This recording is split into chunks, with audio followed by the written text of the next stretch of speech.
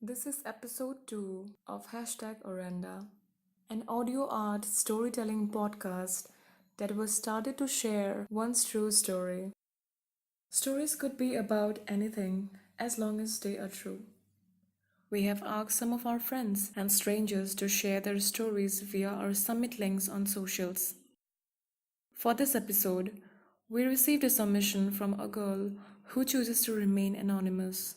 This piece reflects how in life some minute details, uncertainties take us into a moment of surprise and lead us to unknown happiness. The episode is narrated by Ritika Das and is titled A Delayed Gratification.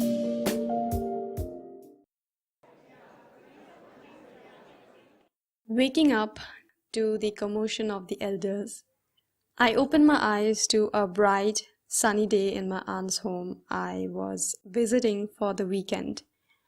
Rubbing my eyes, I somehow dragged myself to the backyard where the elder lot were eagerly preparing themselves for an impromptu picnic.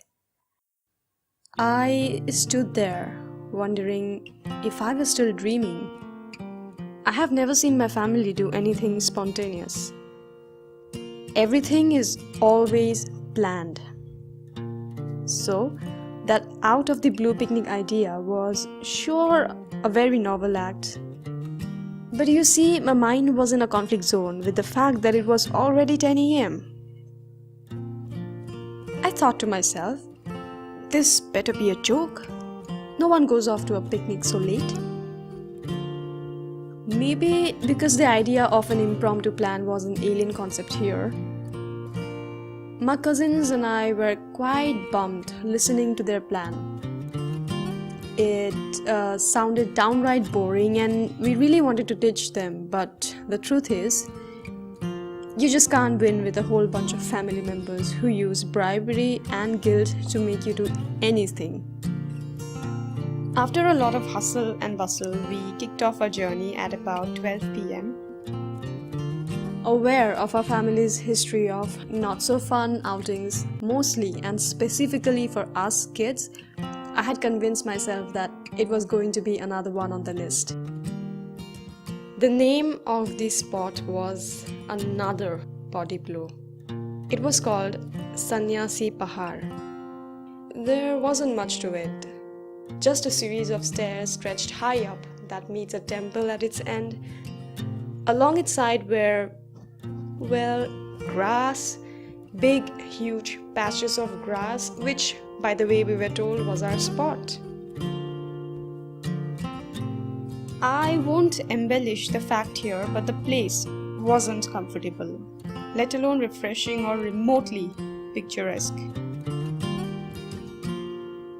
The whole afternoon went by in a state of distress and confusion. We had to often rush off to nearby bazaars because we forgot half of the things that is generally supposed to be packed for our so-called picnic. Well, to put it simply, we failed. Big time in the preparation part.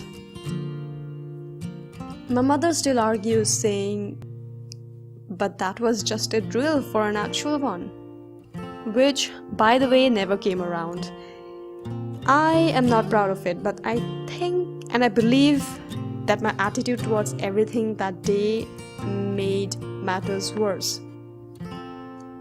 By the time we were done with our little picnic, sunset was upon us. I decided to accompany my cousins to a nearby hill and enjoy the setting sun. Halfway through, I got busy taking pictures with my now obsolete Kodak camera. Just then, I spotted this beautiful slope which looked like sort of like a mini hill. I was totally surprised to have almost missed it all that time.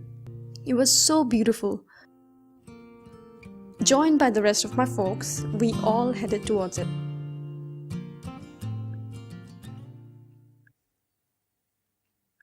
With a scenic backdrop of a setting sun, I recall I lied back on the freshly mowed grass, feeling void with the plainness of the day, and just like that, without any cue, Still lying flat on my back, I rolled down the hill, slowly and then quickly.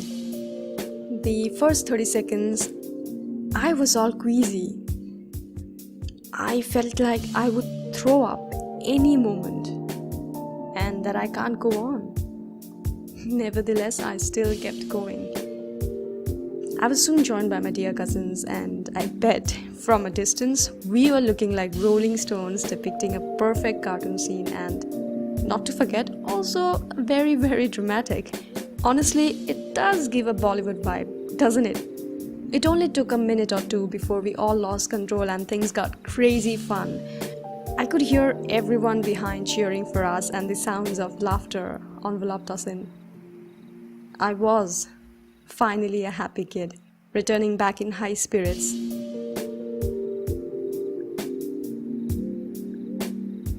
From dozens of pictures that I took, I have this one particular photo that framed everyone. It was a picture shot in a rush as I was running out of charge. I made tangible copies of it. Now, whenever I look at it, it evokes my memories of that day. It was completely mental, but in hindsight, it is my personal reminder that sometimes it's better to look forward to even the most absurd sounding ideas with an open heart. For I have learned that embracing idiosyncrasies that life as we know it throws at us could bring you unknown bliss, even if that comes as a delayed gratification.